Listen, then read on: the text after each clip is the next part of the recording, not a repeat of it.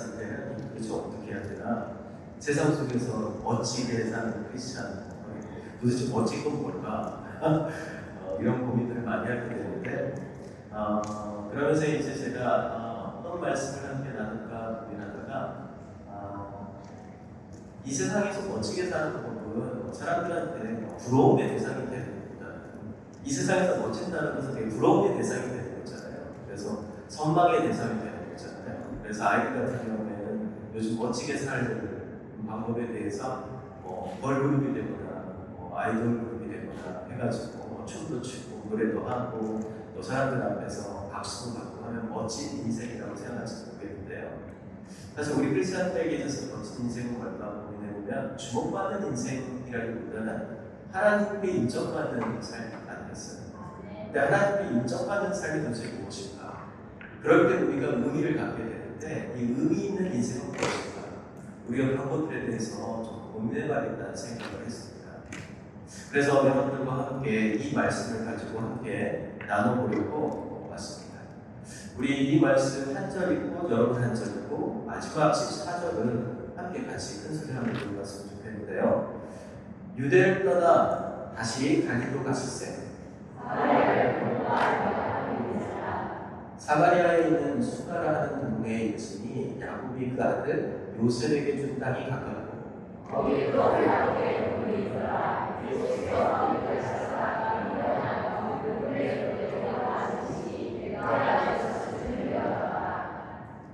사마리아 여자 한 사람이 물을 길러 왔음에 예수께서 물을 좀 달라 하시니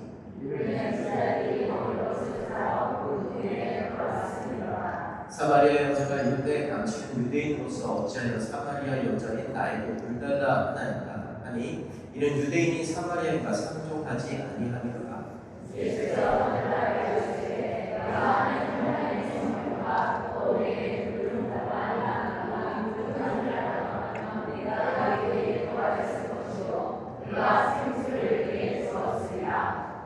여자가 이르되 주여 물기를 그릇도 없고 이 우물은 깊은데 어디서 당신이 그 생수를 얻겠사옵나이까.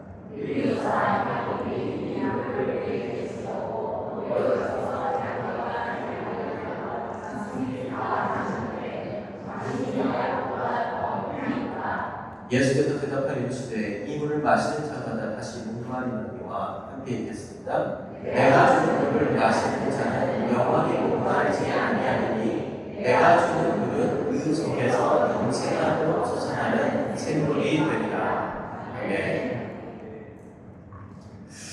저는 사실 이 말씀을 준비하면서 몇 달 전에, 한 두 달 전에 있었던 사건을 여러분들에게 말씀을 드리기 시작하려고 합니다. 왜 그러냐면 이 말씀을 준비하게 된, 또 이 메시지를 준비하게 된 계기이기 때문입니다. 어제 무상성 목사님께서 오셨다면서요. 네. 제가 잘 알고 정말 존경하는 그런 분이신데 한 2시간 하셨다고 하는데 저는 반절 말하려고 합니다. 네. 제가 이 말씀을 준비하게 된 계기가 있습니다. 사실 삶의 의미라는 주제는 어쩌면 너무 오래된 이야기처럼 될지 모르겠습니다. 여러분들은 이제 30대, 40대도 있으시고 50대도 있으신데 여러분들 시절 때 삶의 의미라는 주제를 가지고 고민을 많이 했어요, 사람들이. 그런데 요즘 사람들은 삶의 의미라는 것을 고민하지 않습니다. 어떻게 살면서 의미 있는 삶인가? 라는 고민보다 어떻게 하면 재미있게 살까? 라는 것이 요즘 사람들의 가장 큰 화두이고 그리고 어떤 삶의 목적이죠.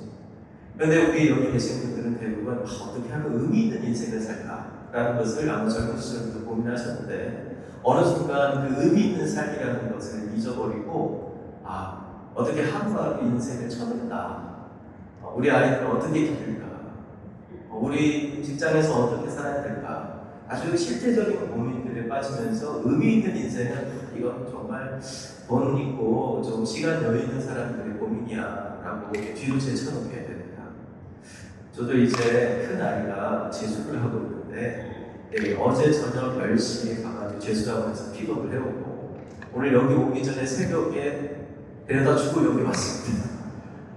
그러니까 매일 이렇게 사는 인생이 참 피곤하죠. 그리고 아마 여기 참여하신 분들 중에는 아이들 때문에 어제 저녁 늦게까지 집회를 하시고 저를 참아먹고 가신 분도 계실 거예요. 그렇죠?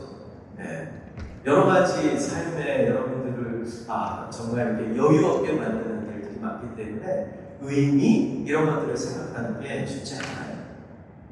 한물간 옛사람들의 진부한 단론 같기도 하고요. 그런데 이 주제를 제가 다시 꺼내어서 오늘날 살아가는 사람들에게 꼭 말을 해야겠다라고 마음 먹게 된 데는 한 통의 전화가 있었습니다.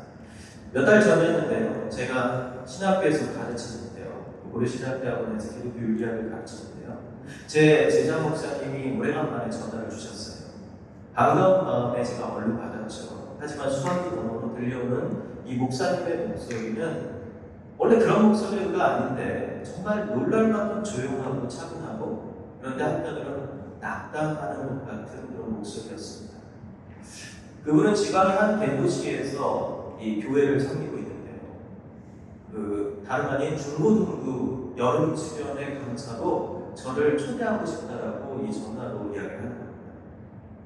여러분, 사실 여러분들에게 잘 듣게 보이기 위해서 제가 머리를 좀 어제 이발을 하고 왔는데요. 네, 이발하지 않으면 흰머리가 너무 많아가지고 사람들이 제 나이보다 나이 들어 보인다 이런 얘기를 해요. 그래서 심각하게 염색을 고민하고 있거든요. 그런데 저 같은 사람한테 중고등부 수련회 강사로 초대한다는 것은 정말 두렵고 떨리는 일입니다. 나를 감히? 나 같은 사람은 감히? 이 말은 뭐냐면은 정말 영광스럽다 이 말이 아니라 제발 안 해줬으면 좋겠다. 그런 말은 나한테 해주지 말았으면 좋겠다. 이런 생각을 하는 나이입니다. 제가 청년 사역을 한 2, 30년 가량 했는데 청년들을 만나는 것도 요즘은 사실 내 나이에 청년들을 만나? 라는 생각이 좀 들어서 미안해지는 시절인데 거기에 중학생들, 고등학생들이 함께 모여있는 그런 곳에 가가지고 말씀을 전한다는 게 저한테 굉장히 두려워 떨리는 일이었습니다. 그래서요, 제가 조심스럽게 사용하려고 했습니다. 그런데 목사님은 그 요청의 이유에 대해서 저한테 당당하게 들려주셨는데 제가 차마 그걸 거절할 수가 없는 내용이었습니다. 그 내용은 뭐냐면요, 그 교회 중등부의 한 학생이 성적에 대한 비관으로 하지 말아야 할 선택을 했다는 겁니다. 그래서 학생들에게 살아야 할 이유에 대해서, 삶의 이유에 대해서, 삶의 의미에 대해서 꼭 전해주고 싶다는 거예요. 저는 기독교 윤리학자이고 목사로서 이 생명과 삶의 이유에 대해서 말해야 할 책임감을 느꼈습니다. 그래서 저는 이 말씀을 준비하고 또 그곳에서 전해야겠다라고 결심을 하게 된 거죠. 하루 종일 웃고 떠들어도 지치지 않을 것 같은 것이 바로 중학교 여학생들의 대화입니다. 도대체 어떤 마음이었기에 삶을 포기하겠다는 생각을 했을까라고 생각해보니 제 마음이 너무나도 무거웠고 또 그 교회와 또 그 아이를 사랑했던 그 주변에 있는 친구들과 선생님들, 그 학교 아이들 모두 다 얼마나 힘든 삶을 힘든 시간을 보내고 있을까 생각해보니 너무 제 마음이 힘들었어요. 그래서 저는 진부하고 재미없더라도 삶의 의미에 대해서 반드시 이야기하겠다라는 결심을 했습니다. 그리고 나서 제가 전화를 받고 난 다음에 한 2달 후에 이제 수련회가 시작이 됐습니다. 수련회는 경상도의 한 골짜기에서 진행이 되는데요. 이 수련회는 계곡이 흐르는 산속의 작은 수련원에서 열렸습니다. 여기 올 때처럼 이렇게 막 구비구비를 해가지고 산속에 들어온 거죠. 여기보다 훨씬 이 심각한 이 산속이었습니다. 그곳에서 저는 아이들과 마주 앉아 제 이야기를 전했습니다. 강의가 끝난 뒤에 한 무리의 중학교 유학생들이 제게 다가왔어요. 그리고 수줍은 얼굴로 목사님 너무 좋았어요. 여기 보세요. 목사님 말씀 여기다 다 적었어요. 저한테 얘기를 하는 거예요. 제 마음이 정말 울컥했습니다. 올 상반기에 사실 여러 곳에서 설교도 하고 집회도 이끌을 했어요. 그런데 지금까지 제 마음속에 가장 또렷하게 남아있는 피드백이 2가지가 있습니다. 뭐냐면 첫 번째는 바로 여기 이 수련회에 만난 여학생들이고요. 다른 하나는 제가 이렇게 한 2교회가 제가 연합을 해가지고 정부인 수련을 했는데, 근데 거기 가서 이제 이틀 동안 말씀을 전하고 오는데, 제가 말씀을 전하고 이제 자리에 앉았는데, 어떤 중학교 2학년 여학생이 제 옆에 조심스럽게 다가오더니, 목사님 너무 좋았어요 라고 말해주는 순간이었어요. 여러분들 이게 별거 아닌 것처럼 저를 보시는데, 중학생들이 저한테 찾아와서 말씀이 너무 좋았다고 얘기하는 거예요. 어마어마한 칭찬입니다. 그래서 나도 중학생들한테 통하는구나 하는 생각을 했어요, 이 나이에. 그래서 너무 좋았어요. 그래서 오늘 여러분들 앞에서 다시 이 삶의 의미라는 주제로 말씀을 전하겠다는 생각을 했습니다. 아마 삶의 의미를 찾아서 사는 인생이 이 세상에서 가장 멋지게 살아가는 크리스찬의 모습이 아닐까 저는 생각해요. 오늘 이 말씀을 통해 여러분 한 사람 한 사람의 인들이 이 삶의 이유를 찾았으면 좋겠어요. 너무 바쁘게 살고 아이들, 주변 사람들, 남편, 아내, 그리고 교회, 지치자거리를 계속 하면서 우리는 내 삶의 의미가 도대체 무엇인지, 나는 무엇을 위해 사는 건지, 이런 것들을 생각해 볼 겨를이 없잖아요. 그래서 여러분들에게 이 이야기를 통해서 크리스찬으로서 멋지게 인생을 의미 있게 사는 것, 이게 무엇인가에 대해서 좀 이야기를 하려고 합니다. 이 삶의 의미에 대해 연구한 여러 학자들이 있는데요. 이 학자들은 삶의 의미는 지금 내 마음에 울림을 주는 것에서 나온다고 합니다. 그러니까 지루하게 그냥 따분하게 살아가는 인생이 아니라 뭔가 내 심장을 둥둥둥 뛰게 만드는 어떤 일을 경험했을 때, 그럴 때 나는 의미 있구나, 내가 살아갈 이유가 있구나 라는 생각을 사람들은 하게 된다는 것입니다. 설레는 마음, 가슴이 찌릿하게 조여오는 감각. 예를 들어서요, 오늘 친구와 함께 밤새 공을 쳐다가 손이 탁 막히고 웃던 그 어린 시절 기억을 한번 떠올려 보십시오. 혹은 사랑하는 사람에게 받은 짧은 한마디가 우리의 심장을 둥둥둥 울게 하면서 내일 아침에 일찍 일어나가지고 그 사람을 만나야지. 경험이 있으시죠? 경험이 있으시지만 지금 그 사람을 만나기 싫습니까? 또 아침마다 그 얼굴을 봐야 돼? 이런 생각을 하시고 계신 분도 계실지 모르겠어요. 지겹다. 그러나 우리는 정으로 산다, 의리로 산다, 그러실 수 있습니다. 그럴 때 우리는 참 우리의 심장을 울리게 하는 그런 것들을 할 때 삶의 의미가 있다는 것이죠. 그걸 바로 우리가 뭐라고 부르냐면 의미 충족 경험이라고 부릅니다. 의미 충족 경험. 제가 이제 분당 우리교회에서 협동 목사를 했고, 그 전에 이제 분당 우리교회 목회기를 담당한 목사였는데요. 사실 저는 분당 우리교회 처음부터 그렇게 가지 않았습니다. 올해 분당 우리교회에서 일하는 그런 목사가 아니에요. 그리고 사실 여러분도 아시겠지만 분당 우리교회 담임 목사님은 이찬수 목사님이신데, 저는 분당 우리교회 이찬수 목사님의 설교를 별로 좋아하는 사람이에요. 이게 녹화되고 있다는 것도 알고, 그리고 또 이게 아마 노예에 있는 분들에게 이제 전해지고, 곧 있으면 이제 이게 돌고 돌아서 우리 이찬수 목사님한테 돌아가서 이 목사 좀 들어오지라고 얘기할 수도 있는데, 저는 담대하게 얘기할 수 있습니다. 왜 그러냐면 별로 좋아하지 않았어요. 그 이유가 있습니다. 그 이유가 뭐냐면 제가 라북이라는 공동체에서 10년 넘게 기독교 공동체 생활과 수도 생활을 했습니다. 이 대학을 졸업하고 그곳에 가가지고 그곳에서 10년 넘게 이 강원도 양양에서 제가 한 10년 넘게 살았어요. 그러면서 이제 공동체를 이제 떠나오면서 이제 제가 교회에서 사역을 해야겠다라고 하면서 첫 번째로 교회 이력서를 넣어서 부목사 이력서를 넣은 교회가 바로 분당 우리 교회인데요. 결과는 어떻게 했을까요? 모르는 척 하세요. 결과는 아무 응답이 없었어요. 저는 떨어진 거죠. 떨어졌어요. 그 이후부터 더 심했습니다. 여기는 진짜 이 대형교회 안 되겠다. 초대형교회는 우리 한국교회에서 살아야 돼. 이런 생각을 가지고 있었어요. 그런데 이제 그러다가 제가 나와가지고 공부를 시작을 했는데, 기독교 유학 공부를, 이제 박사학위 공부를 시작을 했는데요. 그러면서 이 공주에 있는 조그마한 교회에서 이제 이 청년부를 담당하고 있었습니다. 그때 갑자기 이찬수 목사님이 제 이름을 어떻게 알았는지 저를 부르신 거예요.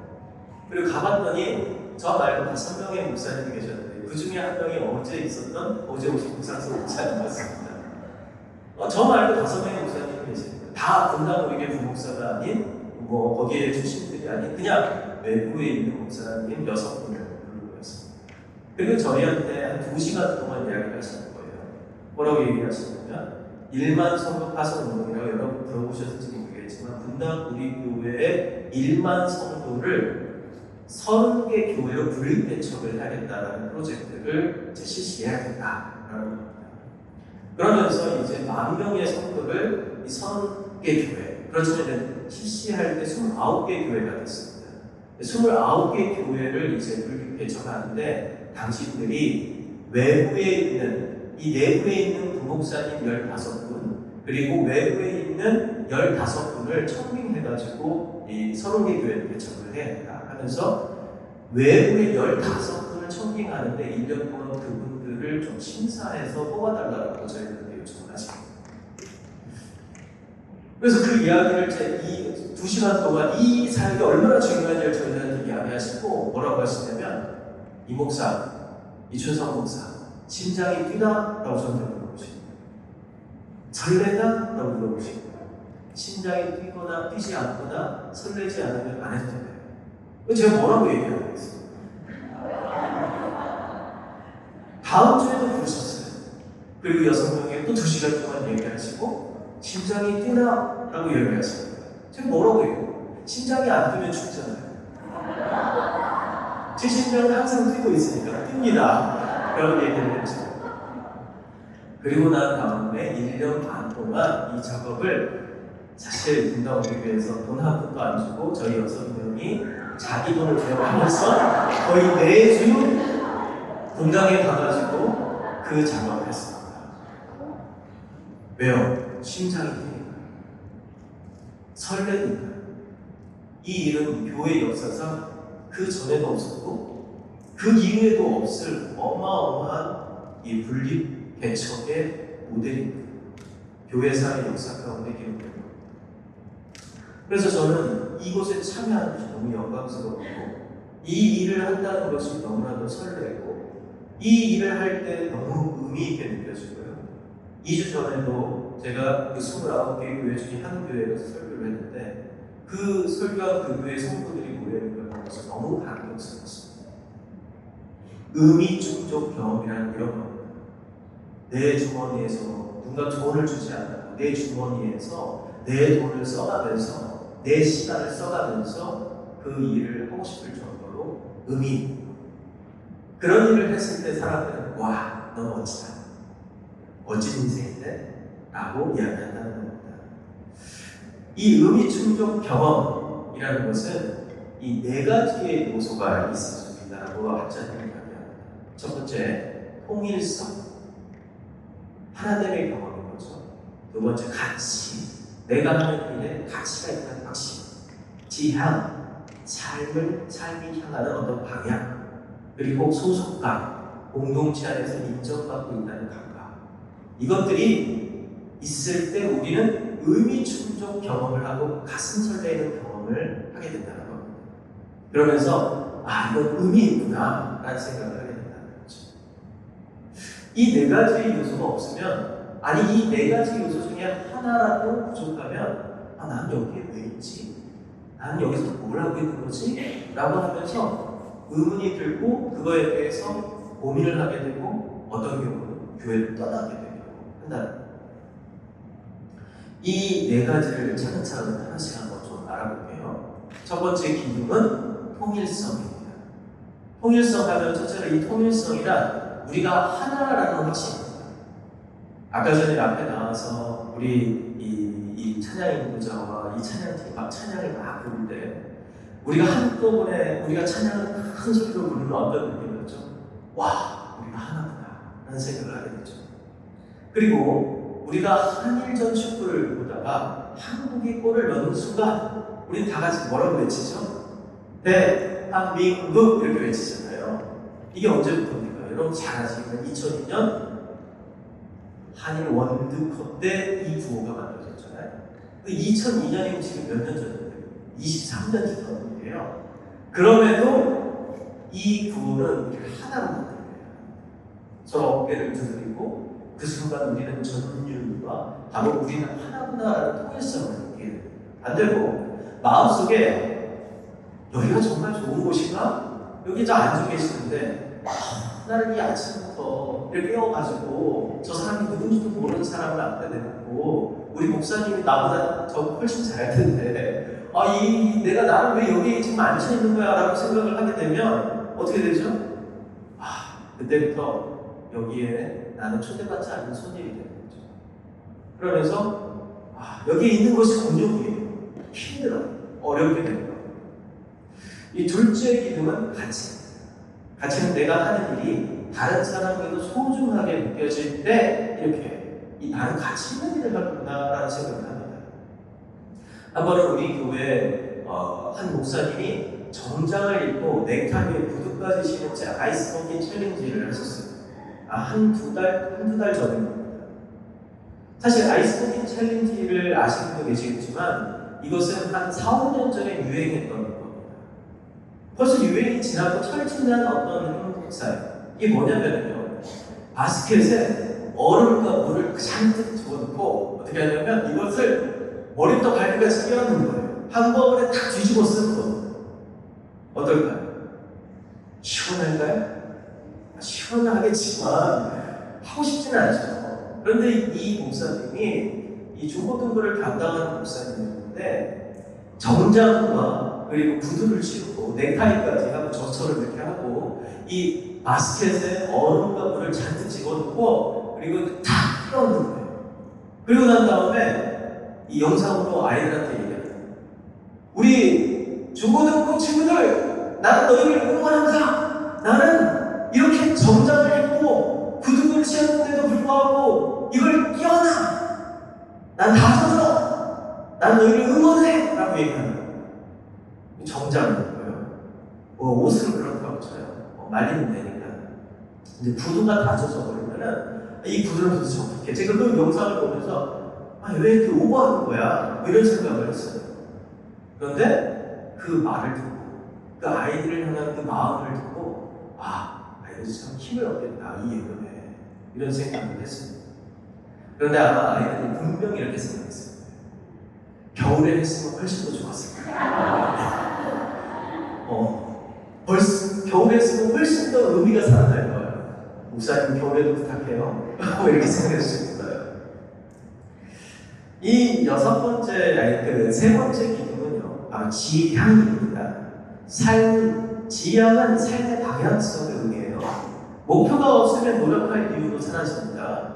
방향은 사람을 견인하죠. 목표가 선명하면 공부조차도 그렇게 땀나고 힘든 공부조차도 재미있어집니다. 희한한 게 학교를 졸업하고 나서 어른이 되어가지고 공부가 재밌다고 하는 분들이 계세요. 대부분 아마 어른들 중에 내가 지금 공부하면은 정말 잘할 수 있을 것 같은데 이런 생각을 합니다. 왜 그러냐면요. 중학교, 고등학교 때는 아무리 공부를 열심히 한다 할지라도 삶의 방향과 지향점을 아직 발견하기에는 어려운 시점이에요. 그러다 보니까 공부에 대한 이유에 대해서 부모님이 시키니까 그리고 세상에서 좀 잘 살아야 되니까 그리고 다른 애들보다 좀 더 칭찬 많이 받아야 된다. 이런 모티베이션, 이런 동기들이 훨씬 더 공부하는데 아이들한테도 잘 작용합니다. 그런데 이제 나이가 들어서 삶의 목표가 생기잖아요. 그때 공부하려면 어떡하죠? 눈도 안 보이고 지치고 허리도 아프고 내가 다시 돌아갔으면 좋겠는데 하면서 후회를 하게 되죠. 이 지향이라는 것은 정말 우리의 어떤 삶의 모든 요소에 삶을 견인하는, 이끌어가는 요소이죠. 네 번째 기둥은요, 소속감입니다. 소속감은 내가 공동체에 속해 있고 거기서 받아들여진다는 감각을 의미합니다. 이 사람은 인정받는 자리에서 의미를 느끼죠. 하지만 공동체 안에서도 끊임없이 단점만 지적받으면 그 자리는 오히려 삶을 짓는 코로나 이후에는 교회에서 밥을 먹는 경우들이 많지 않은데요. 여전히 이제 그 코로나 이전에는 교회에서 식사를 준비해 주방에 식사를 준비해가지고 그리고 또 밥을 같이 먹고 그러잖아요. 그런데 거기서 반찬 타박을 하는 이상한 안수 집사님들이 계세요. 차마 장로님이라고 제가 말을 못하고 네, 그런 분들이 계세요. 주는 대로 잘 드시면 되는데 그러면서 이번에는 콩나물밖에 없는 거야. 지난주에 콩나물 먹었는데 뭐 이런 식으로 그분에게 밥 주고 싶으니까 주고 싶어요. 권사님들, 집사님들 그분은 집에 가서 식사하면 좋겠죠? 그러니까 단점만 지적받으면 오히려 내 삶을 막 짓누르게 되고요. 또 교회에서 봉사하는 게 끔찍해요. 그런데 작은 일을 했음에도 불구하고 칭찬을 해주잖아요. 그러면 더 많이 하고 싶어요. 그리고 내가 여기 있다는 것이 소속감이 느껴져요. 와, 이 교회는 나를 인정하는구나. 그렇게 생각하죠. 그래서 진정한 소속감이라는 건 있는 그대로 나를 받아주고 그리고 나의 길에 대해서 가치 있게 생각해주고 바로 그런 것이 이 소속감을 느끼게 하는 공동체이죠. 이 네 가지 기둥이 단단하게 서 있으면 사람은 이 삶을 얻게 됩니다. 그런데 삶이 항상 그 기둥 위에만 세워지는 것은 아니에요. 마치 튼튼해 보이던 집도 예기치 않은 폭풍을 만나면 흔들듯이 삶에도 아무 예고 없이 찾아오는 그 의미들의 위기의 순간들이 있습니다. 그것을 우리는 뭐라고 부르냐면 한계 상황이라고 불러요. 이 한계 상황이라는 것은 지금까지 나를 지탱하던 의미의 기둥들이 한꺼번에 무너져 내리는 순간을 말합니다. 한계 상황은 여러 얼굴들로 나타나는데요. 오랫동안 품어온 꿈이 무너질 때, 사랑하는 사람과 이별했을 때, 갑작스러운 질병이나 사고를 당했을 때, 세상이 너무 불공평하다는 사실이 뼈에 사무칠 때, 학생들에게는 성적이 곤두박질 때, 이럴 때 어떤 나의 한계 상황이 것이. 어제 제가 이제 머리를 자르고 갔는데, 그런데 이제 머리를 자르시면 제가 항상 가는 바로 우리 동네 미용실. 미용실 이름이 우리 동네 미용실이에요. 그래서 가는데 거기 가는데 항상 그 미용실 원장님은 말이 많으세요. 말이 많으세요. 들어가자마자 모든 말을 쏟아내시는 거예요. 불법 성형 시술에 대해서 저한테 이번에 얘기를 했습니다. 그러면서 소개를 시켜줬는데 주사로 해가지고 왜 나한테 그 얘기를 하는지 모르겠지만 그러면서 이제 불법 성형 시술을 하는 어느 전직 간호사분이 돈을 아주 잘 버는데 돈을 더 많이 벌려고 20억을 투자해가지고 결국 투자 사기를 당했다. 그 얘기를 하시면서 그래서 그분이 평택의 어느 단계에서 뛰어내려서 자살을 했는데 119가 와가지고 구했다. 소방서에서 와가지고 구했다. 그런 얘기를 하시는 거예요. 그러니까 이 한계 상황이 이런 겁니다. 한계 상황이 나죠. 이 돈 저돈 다 끌어가지고 내 돈뿐만 아니라 이 돈 저돈 다 끌어가지고 돈을 많이 벌 수 있다는 그 누군가의 말에 의지해서 빚을 내가지고 투자를 다 했는데 이것이 이제 모두 다 그런 것이 사라져. 그리고 빚자님들이 자꾸 이제 도착할 때 나 어떻게 살아야지. 그리고 남편은 찾아와가지고 이혼장을 탁 보면서 너 빚이 많아가지고 너 그냥 못 살겠다. 이분은 한계 상황에 처하게 되는 거죠. 이런 한계 상황이 우리에게 예기치 않게 올 때가 있다. 이럴 때 우리는 의미의 내 기둥이 와르르 무너져요. 어떻게 되죠? 나 이렇게 살아도 되나? 이대로 살아도 되나? 이런 생각을 하게 된다. 인생의 고난과 시련은 때때로 우리 삶을 떠받치는 의미의 내 기둥을 송두리째 흔들고 무너뜨립니다. 그럴 때 우리는 쉽게 한계 상황 앞에 서게 됩니다. 그 순간에 비로소 절실히 깨닫게 되죠. 이 기둥을 다시 세울 수 있으려면 마지막까지 버텨주는 어떤 희망, 어떤 확신이 필요하다는 사실입니다. 그리고 그것을 바로 뭐라고 부르냐면 기초, 기초라고 봐요. 영어로 파운데이션이라고 하죠. 여자분들 파운데이션 해야 되잖아요. 기초 화장. 그래야지 화장이 잘 먹잖아요. 기초가 필요한 거죠. 아무리 삶의 기둥이 지진처럼 이 갑작스러운 사고나 아프고 무너져 내린다 해도 이 기초만 온전히 남아있다면 우리는 다시 그 기둥을 세우고 다시 일어날 수 있습니다. 하지만 만약 그 기초마저 무너진다면 희망은 절망으로 바꾸게 된 거예요. 더 이상 삶을 살아갈 이유를 찾을 수 없게 된 거예요. 20억 사기를 당한 이유는 그 20억이라는 분이 그분의 의미를 충족시켜주는 내 기둥이었을 뿐만 아니라 기초였어요. 그러니까 그 기둥이 무너지는 순간 어떻게 하죠? 살 이유를 못 찾는 거죠. 이 네 가지의 기둥이 무너져도 결코 무너지지 않는, 결코 부서지지 않는 기둥이 있어야만 한다는 거예요. 그 기둥이 있어야만이 우리는 다시 그 위에 기둥을 세우고, 그 기초가 있어야만이 그 위에 다시 기둥을 세우고 벽체를 붙이고 그리고 지붕을 만들고 우리가 원하는 의미 있는 집을 만들 수 있다는 거예요. 그러나 그 기초마저 무너지면요, 희망은 절망으로 바뀌고 더 이상 삶을 살아갈 이유를 찾을 수 없게 되는 것이죠. 그래서 우리는 좀 생각해 봐야 합니다. 이 네 가지 의미 충족 요소가 사라진다 해도 우리를 지탱해 줄 기초가 과연 있는가? 여러분, 있는가? 바로 앞에서 말한 통일성, 가치, 지향, 이 소속감이 다 무너진다 할지라도 여러분들을 살게 만들, 여러분들 다시 일어서게 할 기초가 있는가 스스로에게 질문해봐요. 있으세요?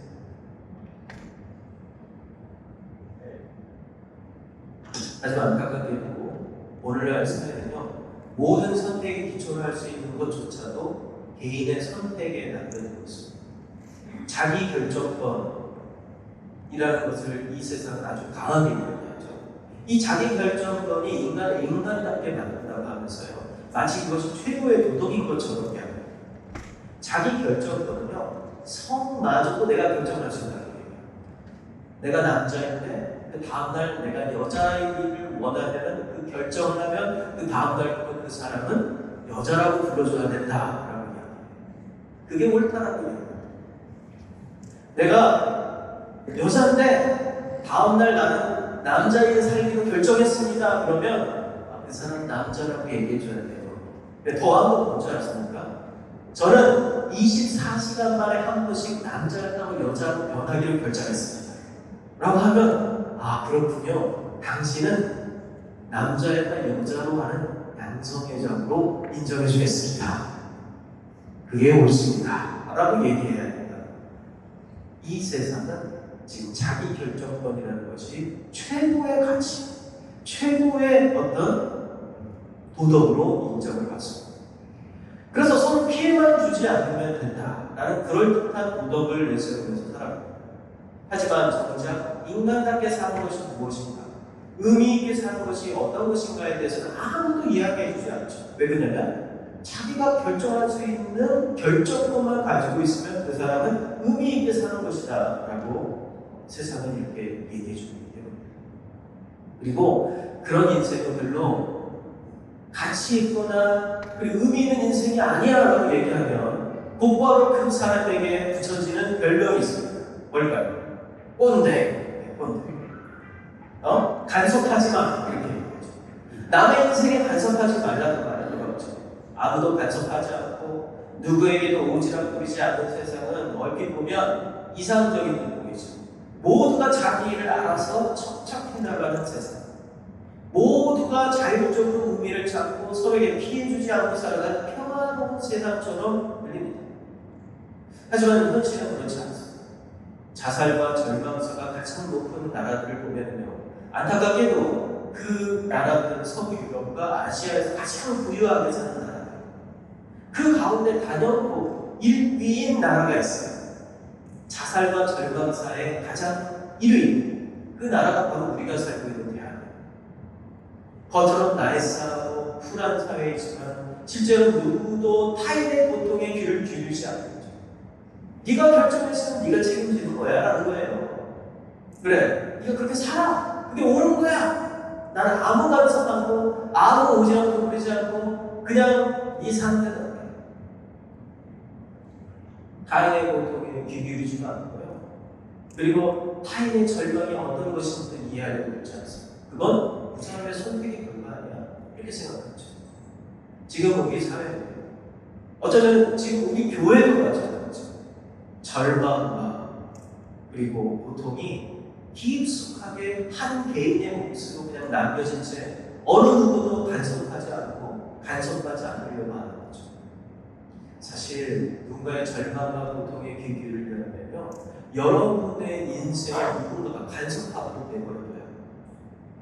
나 혼자 모든 걸 결정하고 그렇게 결정하는 삶이 최고인 것처럼 살아가는 삶, 그 인생은요, 누군가에게 나의 고통과 절망을 공유하지 않는 거죠. 그리고 도움도 받을 수 없어요. 교회 안에 여러분들 중에서 또 여러분 주변에 모두가 어려움과 고통을 겪고 있고요, 힘듦이 있습니다. 이런 것들을 서로 도움을 주고 그리고 서로 이해받고 끌어주고 하는 하나의 의미 있는 공동체가 교회가 되는 거예요. 나의 결정을 누군가 함께 의논하고 그리고 나의 결정에 조금 불편하고 그리고 저분들이 모를 수도 있어요. 그렇지만 그들의 목소리를 들을 수 있어요. 제가 이제 재수하고 있는 우리 아들 이야기를 하면요, 고3 때 이제 이맘때쯤에는 내일 다음 주에 이제 9월 모의고사가 있습니다. 9월 문평이라고. 아마 이미 다 아이를 키우신 분들은 별 관심이 없겠지만 이제 고등학생인 부모님들 그리고 이제 중학생인 부모님들은 관심이 많아요. 다음 주에 이제 9월 문평이 있는데요. 이제 9월 모의고사 평가가 끝나고 나면은 이제 바로 수시 접수가 들어갑니다. 근데 수시 접수를 들어가는데 부모들하고 많이 싸워요. 왜 그러냐면 아이들이 자기가 원하는 대로 하려고 해요. 그러면서 이제 이야기를 합니다. 아빠는 알지도 못하면서 한다고, 엄마는 제대로 알지도 못하면서, 이 대학 입시 제도가 얼마나 복잡한지 아냐고. 그 순간 엄마 아빠는 아무것도 모르는 바보가 되는 거예요. 그리고 그때 뭔가를 이야기하면 꼰대가 되거든요. 그때 그 상실감, 결국 그 아이가 지금 죄송하고 있어요. 꽃이잖아, 속으로. 그런데, 네가 했던 거, 네가 6개 했던 거 다 떨어졌지? 속으로, 다음에 보자. 이렇게 생각을 했는데, 사실은 좀 마음이 아프죠. 그러니까, 이때, 사실은 누군가 이야기를 들었어야 돼요. 시간이 지난 다음에 아들처럼. 그때 아빠가 했던 걸 좀 들었으면 좋았어요. 그러니까 우리는 정말 우리 입장에서 보면 내가 제일 잘한다고 생각해요. 지금 현대인들의 특징.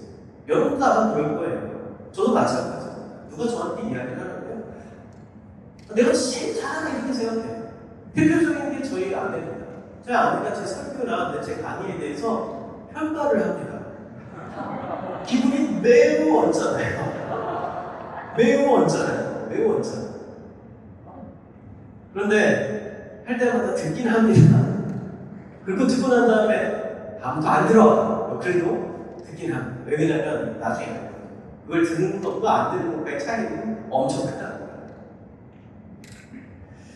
우리 사회는요, 모든 개인이 자기의 선택권, 자기 결정권이라는 것을, 자기의 개인의 자유라는 것을 최고의 우상으로 삼고 있는 사회입니다. 어제도 우상에 대해서 이야기를 드렸다고 하지만 이 현대사회의 가장 큰 우상은 개인의 자기 결정권, 개인의 자유. 그래서 어느 누구도 나의 자유와 나의 결정에 간섭해서 안 돼요. 이렇게 됩니다.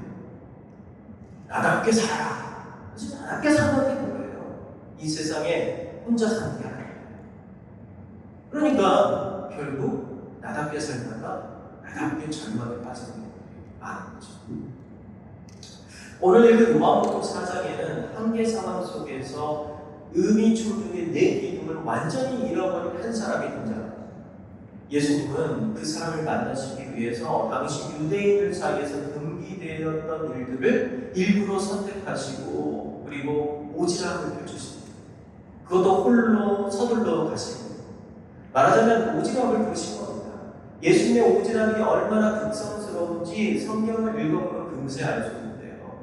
제가 이 오지랖이라는 말을 저희 아내한테 얘기했더니 오지랖 말고 다른 말 쓰면 안 돼? 저한테 물어보더라고요. 그런데 저는 이 말씀을 읽으면서 예수님이 오지랖이다 진짜. 지금 현대인의 기준으로 보면은 이건 정말 오지랖이다라고 밖에는 표현할 수가 없는 일들을 하세요. 앞에서 말한 것처럼 예수님의 행동은요 정말 꼰대예요.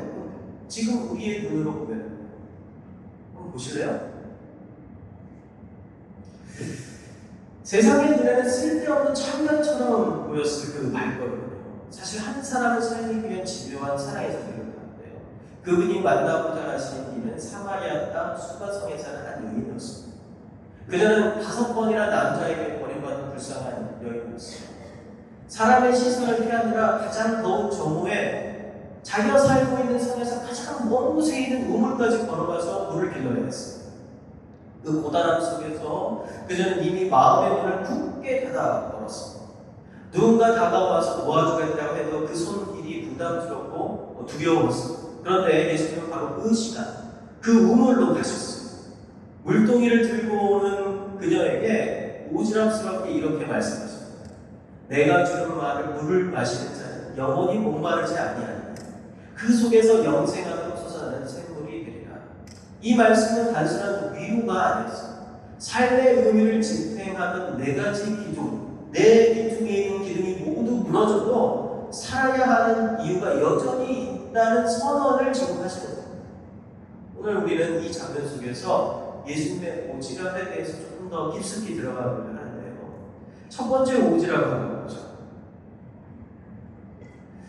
예수님의 그 첫 번째 오지랖은요, 이 성경은 예수님이 사마리아로 가셨다.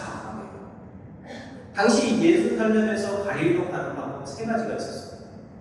이 동쪽 요단강을 따라서 가는 길과 서쪽 지중해 해안가를 따라서 가는 겁니다. 이쪽이 동쪽, 이쪽이 서쪽이죠. 동쪽, 오른쪽이죠. 동쪽에 이제 요단강을 따라서 이렇게 가는 겁니다. 그리고 서쪽은 이제 지중해 해안가를 통해서 이렇게 가는 겁니다. 그런데 가장 빠른 방법은 뭐냐면 이 사마리아를 관통해가지고 딱 가는 거예요. 그런데 유대인들은 절대 사마리아를 관통해야 하는 방법이 없었어요. 왜 그럴까요? 사마리아 사람들하고 상종을 하지 않고 그 땅을 밟는 것조차도 더럽다라고 생각했어요. 그래서 정말 급한 일이 아니면요, 멀리 돌아서 가는 거예요. 이렇게 돌아서 가는 거예요. 사마리아 사람들은 혈통도 종교도 섞였다는 이유로 유대인들이 철저히 배척당했습니다. 저들은 우리가 피를 나누지 않은 자들이다, 더러운 자들이다, 이런 시선은 마치 벽처럼 두 민족을 가로막고 있었습니다. 그런데 예수님은 그 벽을 똑바로 향해서 걸어가시고요, 마치 오래 닫혔던 문을 두드리듯이 사람들이 피했던 길을 택하셨다는 것이죠. 남들이 모두 피했던 장소와 길을 굳이 예수님은 선택하신 겁니다. 그래서 제자들도 그렇고 그 주변에 있는 사람들 모두 다 말렸어요.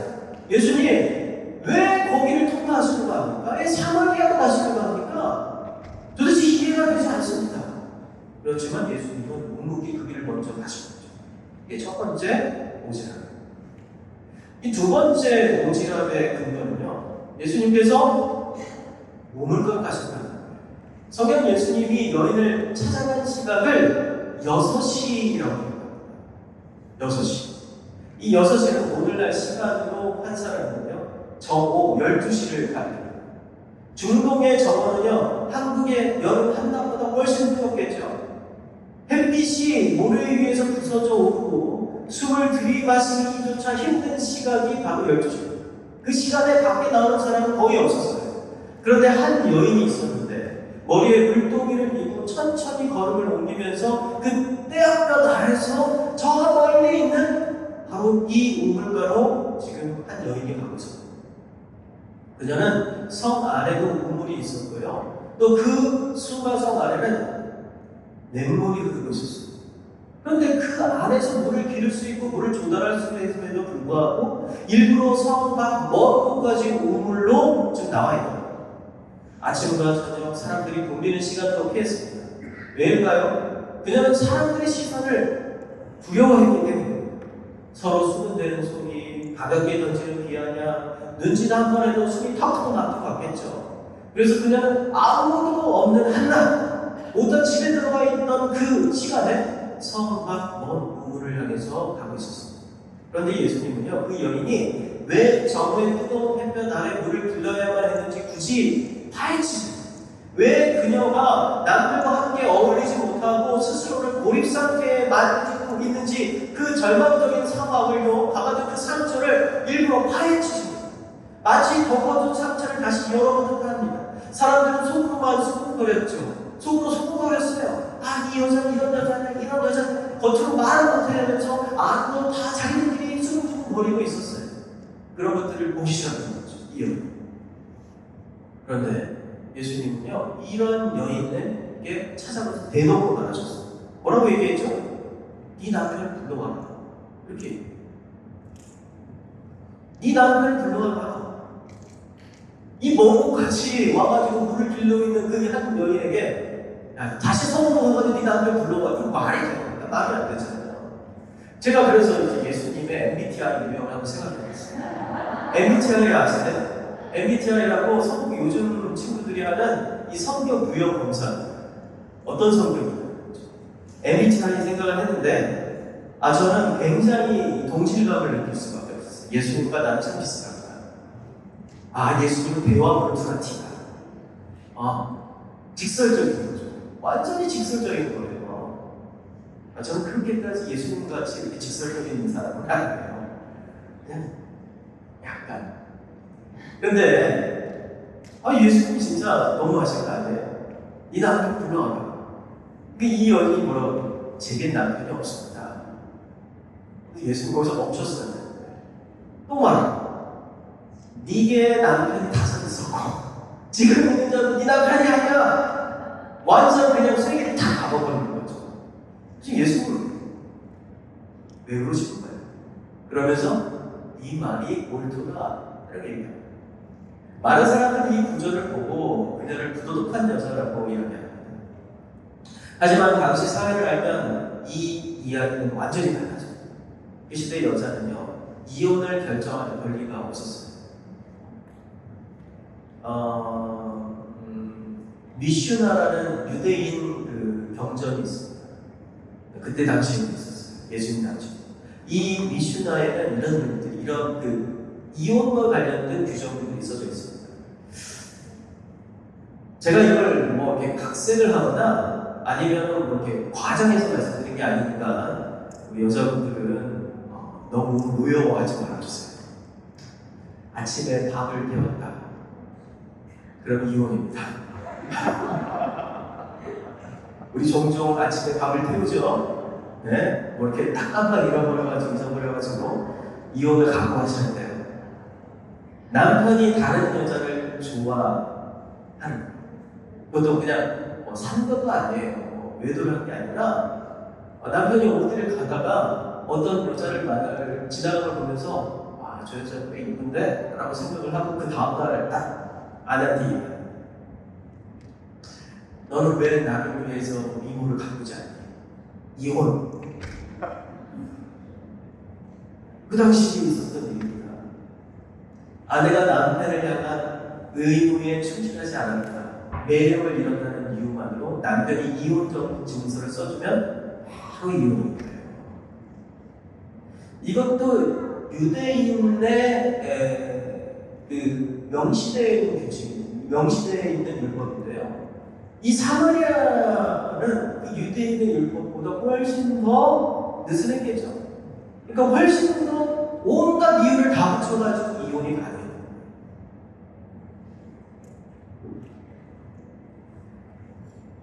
그러니까 이혼당한 여자는요, 친정으로 돌아갈 수가 없었어요. 경제적인 기반이 없었기에 살아남으려면 다른 남자를 또 의지해요. 그마저 또 다시 버림받을 수 있었겠죠. 못된 남자들은 아내를 바꿔가면서 자신의 욕망을 채우겠죠. 그러니 이 여인은 단순히 남편을 갈아치운 박복한, 어쩌면 부도덕한 여자가 아니라요. 5번이나 버림받은 깊은 상처를 지닌 불쌍한 여인이었을 가능성이 훨씬 큽니다. 의미의 모든 기름을 잃어버린, 그래서 하루하루 그냥 먹고 살기, 어떤 면은 동물처럼 살아가는 정말 불쌍한, 죽기 바로 직전의 여인이었을 거라는 거죠.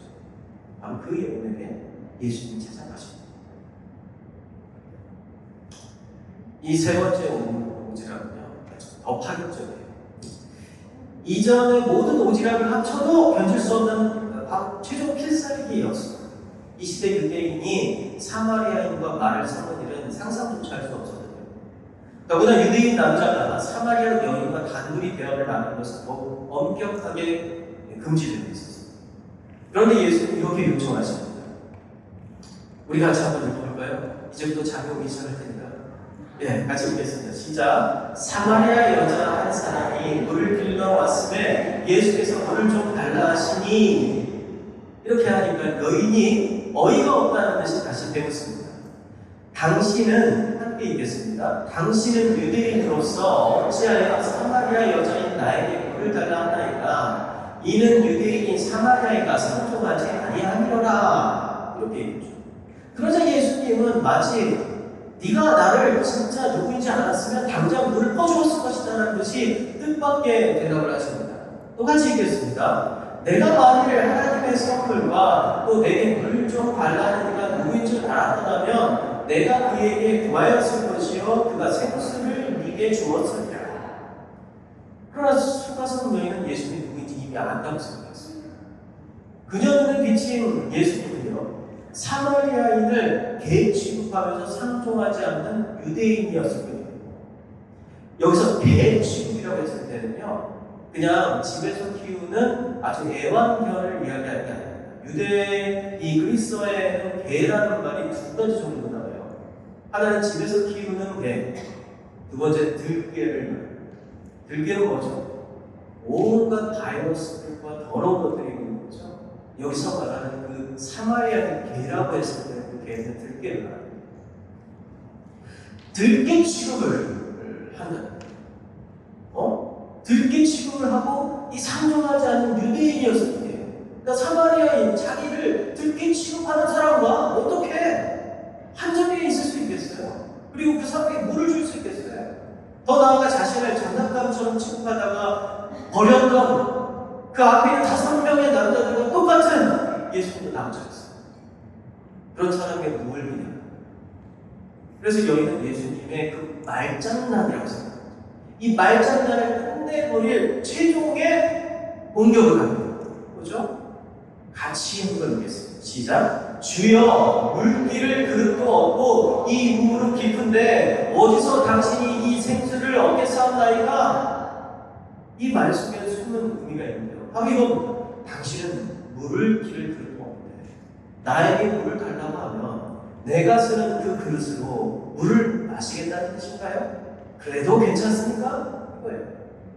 들개가 퍼먹는 물로 거기에 바이러스가 득실득실하고 이 더러운 물그릇으로 당신이 물을 마시겠다고요? 마실 수 있어요? 유대인 남자가 과연 해봐요? 이 여인은 이렇게 생각했죠. 내가 이렇게 대답하면 도망간다.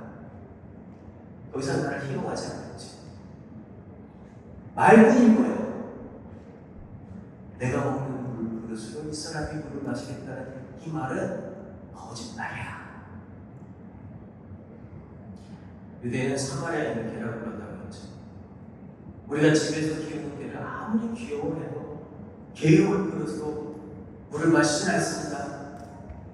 여러분 안에서 개를 키우고 있고 강아지, 그 다음에 고양이를 키우시는데 고양이 밥그릇으로 식사하세요? 고양이 물그릇으로 물 드십니까? 식기세척기에 스팀까지 빵빵 해가지고 아주 깨끗하게 세척을 해도 그건 식기세척기에 같이 안 넣습니다. 어떻게 감히 우리가 먹는 식기와 함께 넣어가지고 식기세척을 할 수 있을까? 그렇지 않아요. 우린 그렇지 못합니다. 아마 유대인들은 사마리아인을 들깨보다 더 부정함을 느꼈습니다. 그런데 예수님은 바로 이 개취 받은 사람의 물그릇에 입을 대십니다. 그 시대에 상상할 수 없는 거죠. 그러나 예수님의 오지랖은 결코 넘을 수 없는 것 같은 그 벽을 무너뜨리고 당시 사람들을 지배했던 편견과 매제의 경계를 한순간에 뛰어넘으시고 아무도 기대하지 않았습니다. 예수님이 그 물그릇으로 물을 마실 거라는 것을 아무도 기대하지 못했습니다. 유대인들, 제사들도 예수님이 그 물그릇으로 물을 마시려고 하는 순간 제지했습니다. 다행히 그 전에 그들이 없었습니다. 그 물그릇으로 물을 마시는 사마리아 여인조차도 그걸 기대하지 않았습니다. 내가 이렇게 얘기하면 이 남자는 도망갈 거다 라고 생각을 했습니다. 그러나 예수님은 그 경계를 한순간 뛰어넘으시죠. 그리고 말씀하셨습니다. 함께 얘기했습니다. 내가 주는 물을 마시는 자는 영원히 목마르지 않으니 그 속에서 영생하고 솟아나는 생물이. 이 말은 단순히 좋은 물을 주겠다는 뜻이 아닙니다. 헬라어 원문에서 영원히라는 단어는 하이오니오스라고 합니다. 이것은 시간의 무한함을 넘어 질적인 영혼을 말합니다. 변치 않는 만족을 의미합니다. 이 물을 마시면 결코 목마르지 않고 영원히 만족한다는 거예요. 그리고 샘물이라는 표현은 뭐죠? 고여있는 물을 의미하는 게 아닙니다. 계속 솟아나는, 뽕뽕뽕 솟아나는, 마치 여러분들이 산에 올라가서 약수를 먹을 때 그 약수가 아래로부터 뽕뽕뽕 솟아오르잖아요. 그러면서 위에 있던 물들은 흘러 넘쳐가지고 바깥으로 넘어가잖아요. 그런 살아있는 물을 의미합니다. 퐁퐁 솟아올라서 생명을 유지시키는 역동적인 힘을 말하는 거죠. 우리의 심장은 매번 뛰고 그리고 그 안에서 피가 퐁퐁퐁 솟아나오잖아요. 마치 그런 것처럼 이 생물은 영원히 목마르지 않으면서 항상 프레시하고 항상 신선하며 항상 역동적인 힘을 주는 바로 그 물을 네가 마시고 싶다라고 예수님께서 약속하십니다. 여인은 곧바로 말합니다. 주여, 그 물을 내게 주셔서 다시는 목마르지 않게 하시고 또 이 먼 길에 물 길러 오지 않게 하옵소서. 이 대답 속에는 두 가지 마음이 섞여 있죠. 첫 번째는 현실적인 표현입니다. 매일 이 먼 길을 걸어야 하는 고단함에서 벗어나고 싶은 마음이죠. 사람들의 시선을 피해서, 사람들의 그 수군거림을 피해서, 그들의 유혹을 피해서, 저 가혹한 여자 또 버림받았네. 저러다가 내 남편도 노리는 거 아니야? 그러면서 같은 여자들 사이에서도 눈길질 당하는 그 상황 가운데 벗어나고 싶은데 또 다른 한은 뭐죠? 마음 깊은 곳에 갈망, 버림받고 소속되지 못하고 의미를 잃어버린 영혼의 목마름인 거죠. 인간들로부터 모두 다 그 주변에 있는 사람들로부터 따돌림 당하고 그럼에도 불구하고 나의 이 마음을, 나의 이 본심을 하나님께서 좀 알아주셨으면 좋겠다고 하는 진정한 예배에 대한 갈망. 예수님 뭐라 하죠? 신령과 진정으로 예배하는 그날이 올 거라고 이 여인에게 약속했습니다.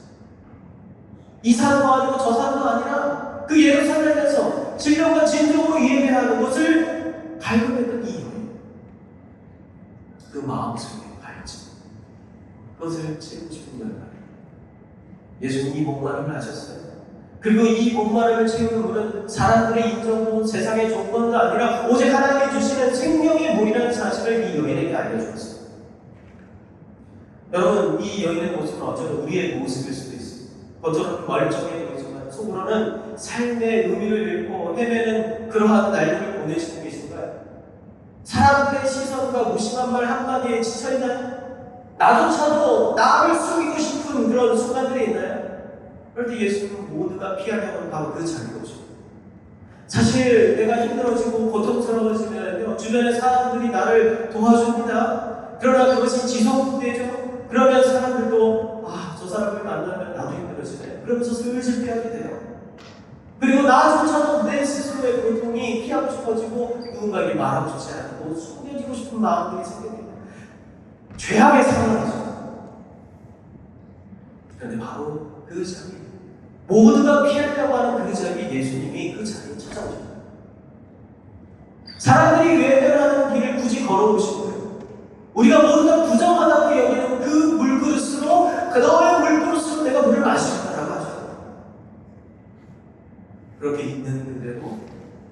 이 여인 그리고 저희를 받아주시겠다라고 이야기하시는 거예요. 왜 그렇게 하셨을까요? 앞에서 말씀드린 네 가지 홍해성, 가치, 지향, 소속감 이것들을 말씀드렸습니다. 이것들은 우리 삶을 든든하게 흔들어주는 기둥이죠. 그러나 때로는 이 네 가지 모두가 무너질 때가 있습니다. 그럼에도 불구하고 우리는 여전히 살아야 할 이유가 있고요. 그리고 예수님께서는 그렇게까지 오지랖을 부리시면서 이 여인에게 주시고자 하는 기초, 파운데이션이 있었어요. 너는 살아야 돼. 너의 삶은 의미가 있어. 라고 이야기해주고 싶은 게 있으셨던 거예요. 그것이 바로 생명의 물이야. 영원히 목마르지 않는 솟아나는 새 물이야. 난 너를 위해 이걸 알려주고 싶어. 라고 하면서 이 여인에게 찾아오시고, 첫 번째는 뭘까요? 우리가 하나님의 형상대로 창조되고 지음받은 존재예요. 성경은 이렇게 시작하죠. 창세기 1장 성경의 첫 번째부터 이렇게 시작해요. 태초에 하나님이 천지를 창조하시고 하나님은 천지를 창조하시죠. 그 창조의 마지막에 하나님은 우리를 창조하시고 이렇게 말씀하셨어요. 하나님의 형상대로 사람을 창조하시고. 이 말씀은 단지 창조 이야기 속의 한 구절이 아니에요. 우리가 존재 그 자체로 의미 있는 존재라는 아주 본질적인 선언이죠. 너는 나를 닮았어. 너는 나를 닮았어. 사람은 나를 닮았어. 너의 얼굴에 하나님이 새겨져 있어. 라고 이야기합니다. 그 하나님이 영원한 존재죠. 변치 않는 존재죠.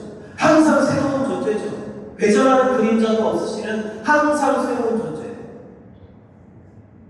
바로 그 얼굴이 우리의 얼굴 안에 새겨져 있는. 우리는 무언가를 이루어야만 누군가 인정을 받는 어떤 역할을 감당해야 계속 가치 있는 존재라고 생각합니다. 그러나 그게 아니라 성취가 사라져도 사람들이 몰라줘도 역할이 사라져도 우리는 여전히 하나님의 형상대로 지음받은 존재. 그 사실 하나만으로 우리는 이미 귀하고 소중하다. 예수님의 오지랖의 두 번째 이유. 수가성 여인을 만나셨을 때는 아직 드러나지 않았지만 예수님이 이미 마음 깊이 작정하고 계셨던 그 한 가지 가장 중요한 일 때문이었습니다. 그것은 바로 예수님이 이 여인을 위해 그리고 여기 있는 여러분과 우리를 위해 십자가에 죽으실 것이라는 사실. 누가 나를 위해 죽을 수 있다는 겁니다. 더 큰 삶의 의미가 어디 있습니까? 하물며 하나님의 아들이며 우리를 자신의 형상대로 빚으신 창조주께서 그 피조물인 인간을 위해 죽기로 결심하셨고 실제로 그 결심을 이루셨다면 이보다 더 분명하고 큰 삶의 이유가 어디 있냐 이 말이에요. 바로 이것이 예수님이 그토록 오지랖을 부리시면서 저 같은 여러분들과 같은 보잘것없는 사람을 향해 때로는 극성스럽다는 오해와 비난까지 감수하면서 그곳에 나타나신 이유라. 창조와 구원이라는 이 거대한 이야기, 위대한 사건 속에서 우리가 다시 살아야 할 이유가 담겨있다는 것입니다. 그 이유는 결국 가볍지 않아요.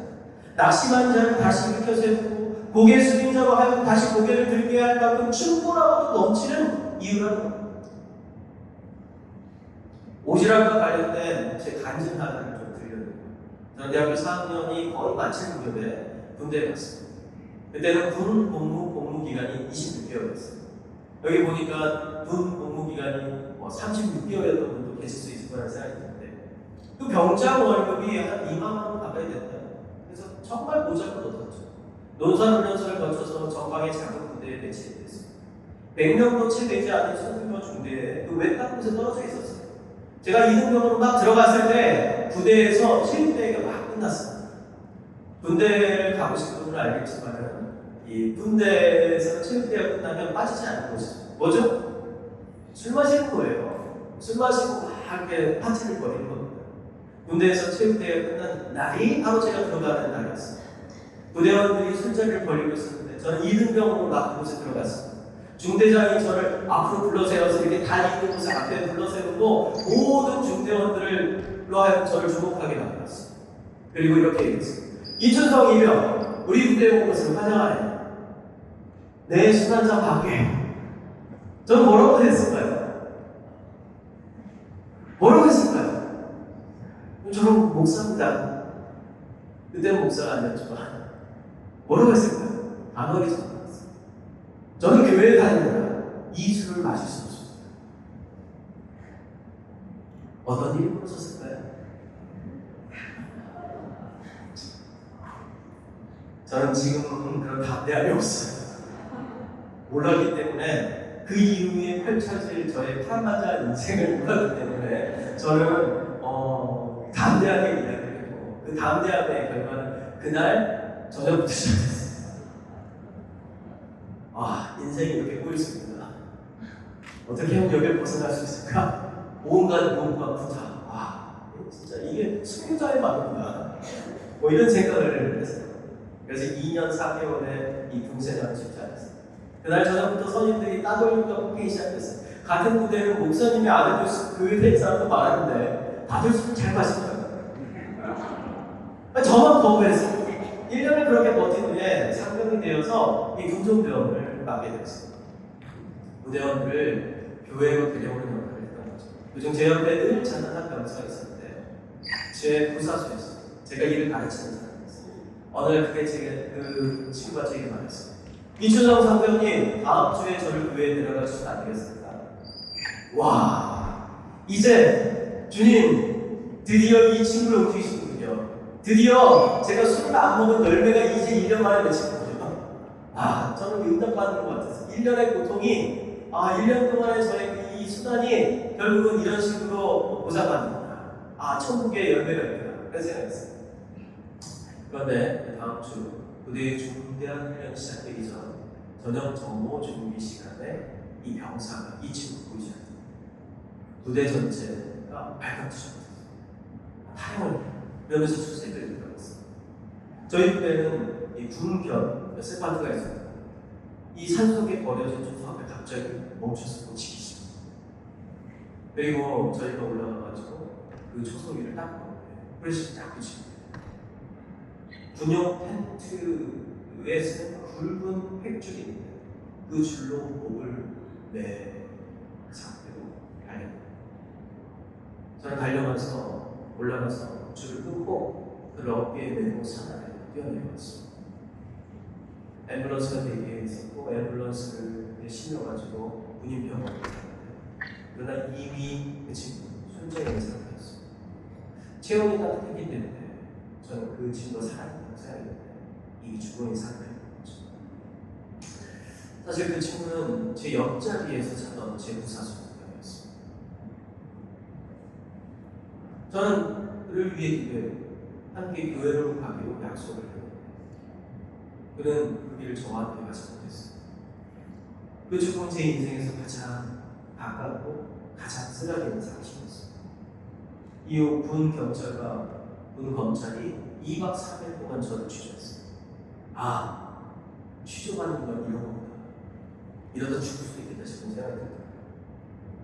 혹시 불타다 가혹행위를 한 건 아니냐라는 그러한 질문이 계속 드려지고 부대 전체 검사들에게 이 진술을 받아가지고 그걸 비교대조를 하고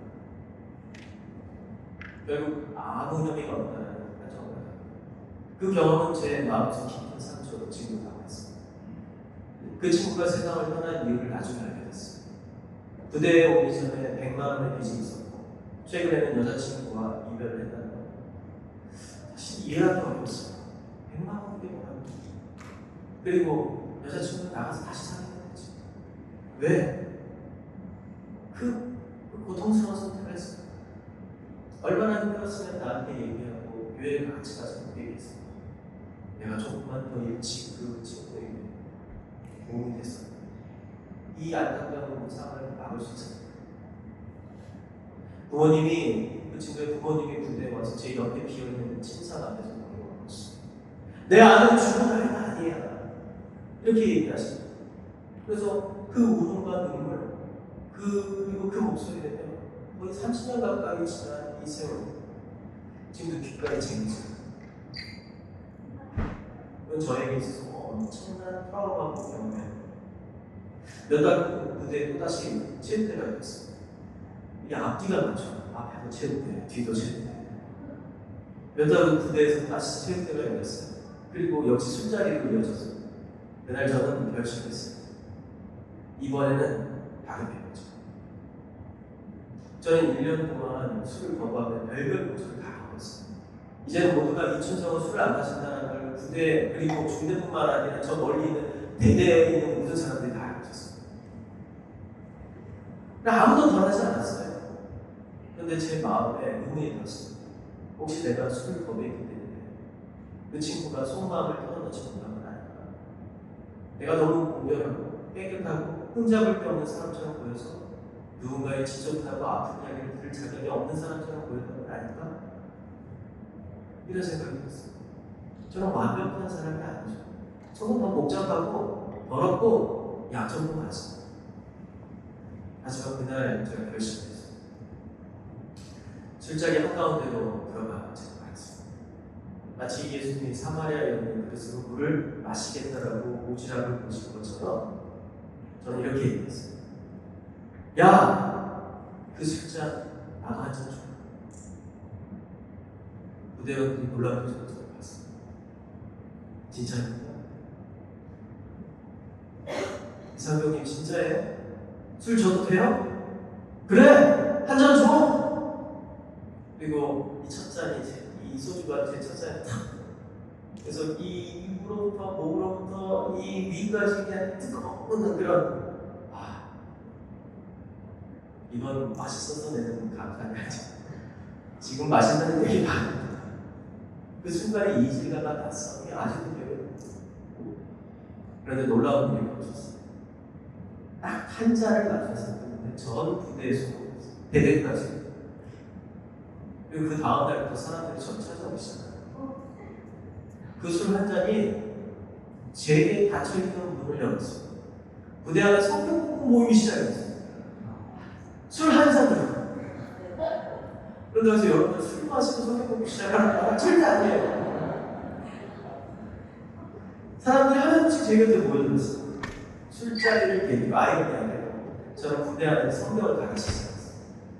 그 중에는 운동권 출신의 북한의 주체세상을 공부하던 병사도 있었어요. 훗날 예수님을 믿고요. 이 친구는 제대할 때 저한테 추천서를 가져온 거예요.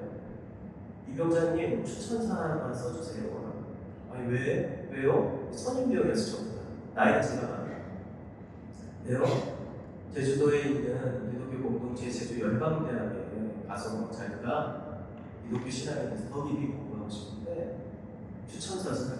저는 그냥 아무것도 아니잖아요. 대학교 다니다가 군대에 온 병사일 뿐인데 저한테 추천서를 받아가지고 있어요. 어떤 이는 기독교 신문의 기자가 되었고요. 어떤 이는 평생 신앙의 길을 걷게 되었습니다. 여러분, 저는 이 본문을 연구하기 전이었어요. 이 수가성 여인에 대해서 알기 이전이었어요. 그런데 나의 그 술 한 잔이 익힌 변화를 보게 됩니다.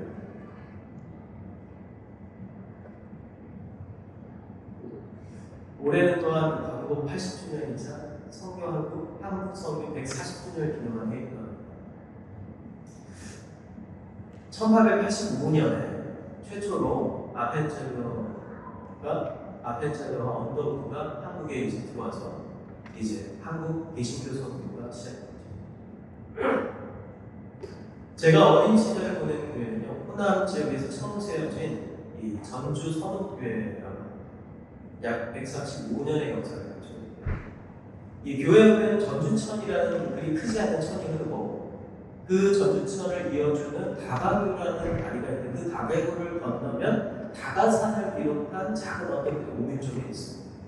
그 언덕들 사이로 자동차 도로가 나 있고 오른편에는 선교사들이 세운 예수교회와 여러 학교들이 있고요. 왼편에는 그들이 머물렀던 옛집들이 놓여 있습니다.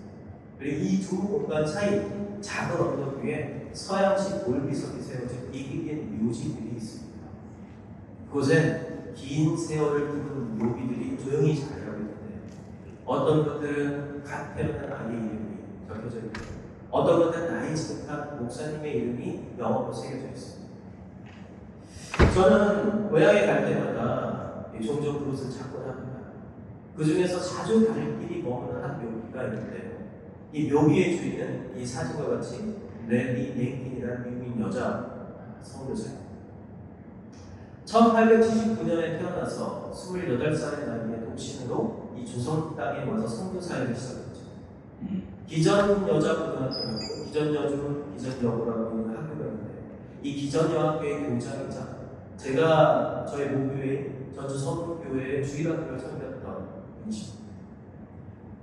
그런데 1879년에 28살의 나이가 와서 불과 4년 뒤인 1911년에 맹장병으로 세상을 떠납니다. 그녀의 묘기는 이렇게 적혀 있습니다.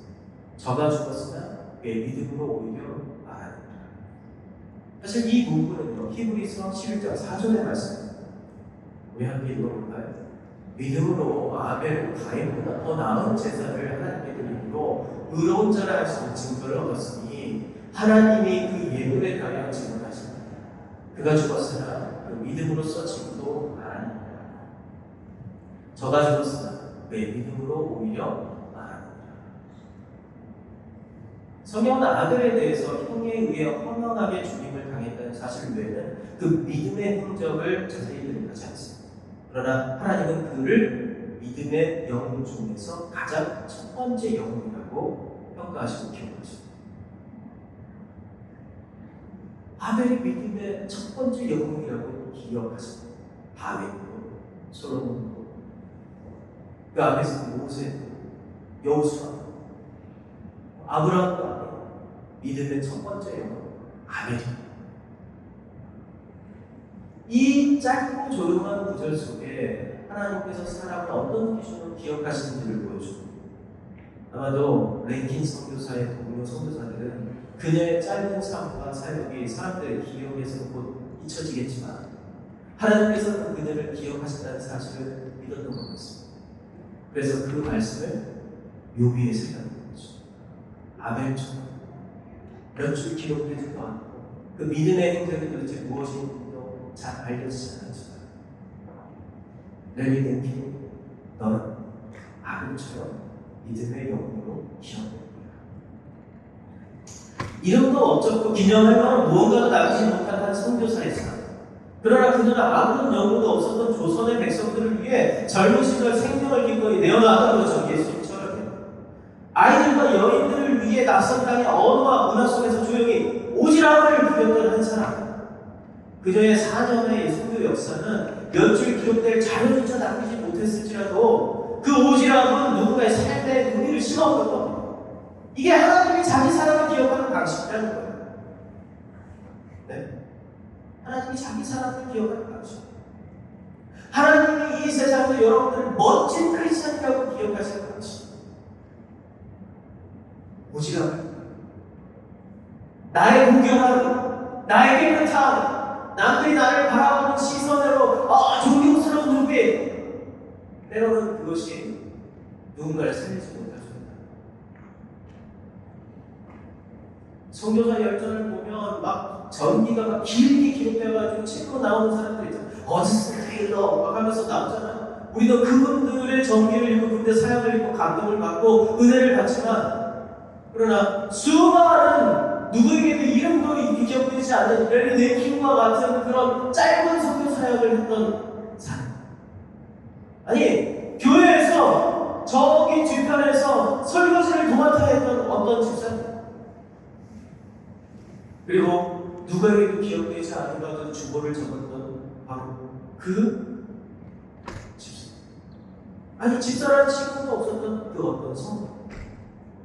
그도 하나님께서 믿음의 영혼을 기억하십니다. 마지막으로 여러분들에게 이 믿음의 영혼 멋지게 살아가는 우리 크리스천의 삶으로 실천적인 이 세 가지를 좀 제안하고 여러분에게 말씀하게 합니다. 첫 번째는 여러분들이 하나님의 형상이라는 사실을 기억하는 습관을 가지라고 말씀드립니다. 그래서 거울을 볼 때 속으로 이렇게 한번 말씀해 주시죠. 나는 하나님의 형상이다. 이렇게 얘기합니다. 여러분 거울을 오늘도 보셨을 거고 그리고 내일도 보실 거고 라운도 보실 거잖아요. 우리는 거울을 보면서 무슨 생각을 하죠? 이거 주름이 왜 이렇게 생겼어? 이거 주름 땡겨야겠네. 여기 실을 박아야 되나? 어제 우리 동네 미용실 원장님 저한테 가르쳐줬어요. 실을 넣어야 된다고. 염색을 해야 되나? 눈썹 문신을 해야 되나? 좋아요. 다 하시라고요. 괜찮습니다. 그거 하기 전에 먼저 자기 자신에게 이렇게 우리 얼굴에 새겨져 있는 그 하나님을 발견한다. 하나님의 형상을 발견한다. 아, 나는 하나님의 형상이다. 이 고백은 세상이 주는 비교와 평가에서 벗어나는 첫걸음이다. 우리가 지금 거울을 보면서 내 모습으로 내 모습에 대해서 평가하는 모든 건 뭐죠? 세상이 주는 비교와 평가죠. 그런데 그 이전에 우리가 해야 해요. 그것을 벗어나서 그것과 관계없이 나를 의미 있게 해주는, 나를 살게 해주는 그 기초를 확인해야 돼요. 그게 뭐냐면 나는 하나님의 형상. 두 번째는 예수님의 생수를 마시는 시간을 가져요. 매일 짧게라도 말씀을 읽고 기도로 우리를 위해 십자가에서 생명을 내어주신 예수님을 묵상합니다. 예수님의 십자가는 성경 전체를 관통하는 별소입니다. 짧은 시간이라도 말씀 속에서 십자가야 예수를 만나는 그 그리스도 중심적인 성경 읽기와 묵상, 이것이 여러분들이 영원히 목마르지 않는 이 샘물을 얻는 길이면서요, 힘겨운 삶 속에서도 살아야 할 이유와 의미를 솟게 만드는 핵심 키워드입니다. 물론 목마름이 단번에 심어지진 않습니다. 그러나 하루하루 조용하게 지속적으로 실천하고 쌓이면요, 우리 기초를 단단하게 세워줍니다.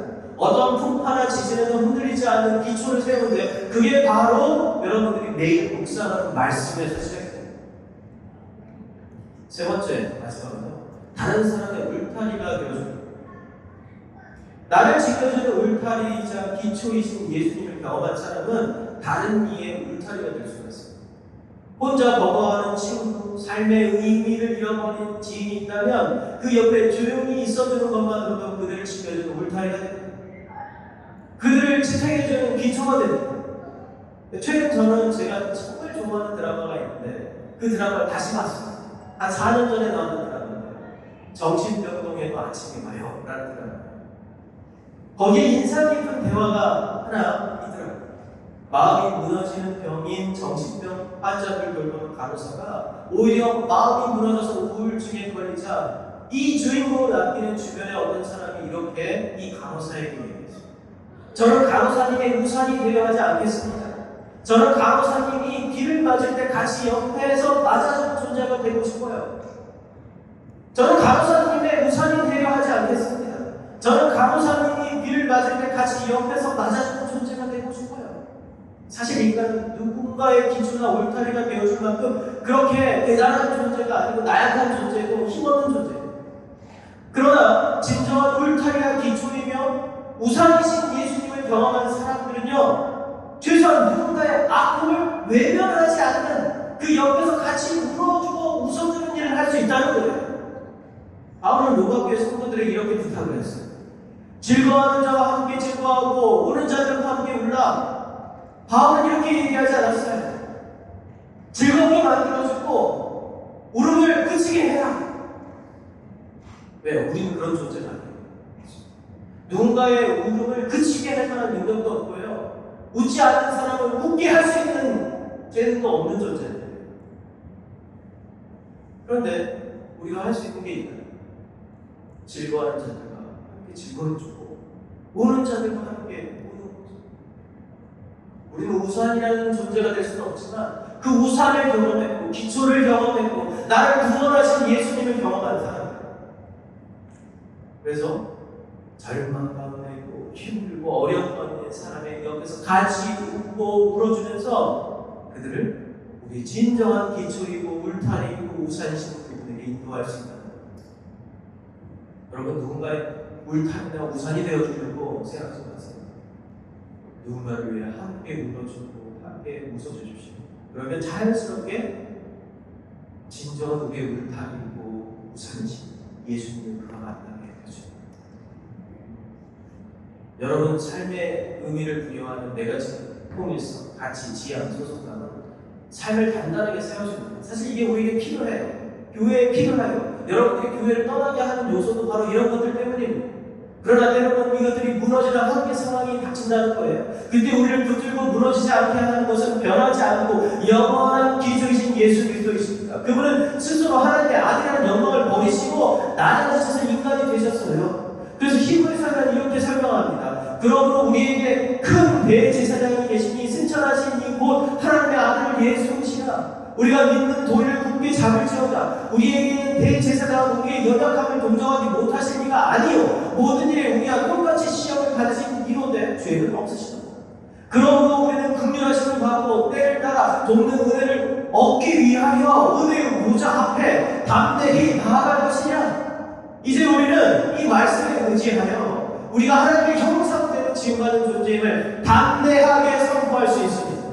그리고 그 예수님께서 자신의 생명을 내어주심으로 우리를 죄와 사망에서 구원하시고 영원히 목마르지 않고 죽지 않게 하는 생수를 주셨다는 사실을 믿습니다. 십자가는 곧 그리스도인에게 우리에게 영원히 솟아나는 생수의 근원이라는 것입니다. 그렇다면 이것이야말로 우리가 죽을 이유가 아니라 살아야 할 이유가 아니겠습니까? 그리고 이것이 우리를 이 세상에서 멋지고 그리고 의미 있게 세상 가운데 사람들을 하나님께 인도하는 그 정말 끝내주는 인생이 아니겠어요? 저는 여러분들에게 이 사실을 증거하고 싶습니다. 우리 여러분들도 주변에 이 사실을 증거해 주세요. 그들과 함께 있어줘.